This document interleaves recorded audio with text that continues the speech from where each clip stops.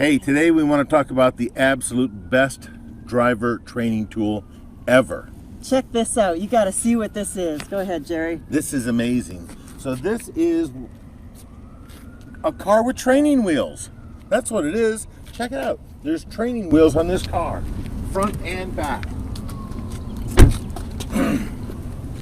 Front and back. Can you believe this? Why would I ever have a car with training wheels?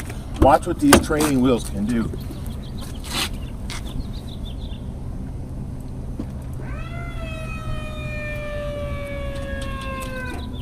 They can lift the wheels completely off the ground. That's in the front. Watch the back.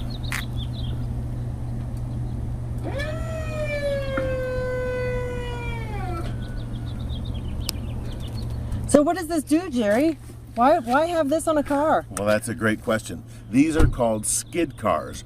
We are here at the Bondurant Driving School, or now it's the Radford Racing School, because Bob Bondurant retired about 2 years ago, and this is called a skid car. And the purpose of this is to simulate what happens to the vehicle when you lose traction on either the front part of the vehicle or the rear axle. So if you are driving down the road and you're trying to turn and you lose traction in the back of the car, the tail end of the car will swing around, and if you're going fast enough with enough momentum, it will actually spin circles.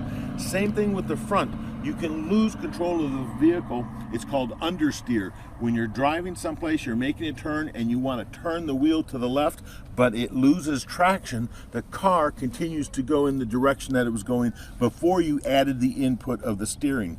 Again, this vehicle is set up to help train you. I think every single driver on the road needs to have the experience of being trained in one of these skid cars. It is truly one of the most, if not the most important training tool that they have here at the racing school. That's got to tell you a whole bunch. And look at all these. These are Hellcats and Demons. And we have some Vipers running around here. And my car's over there. I'm driving in a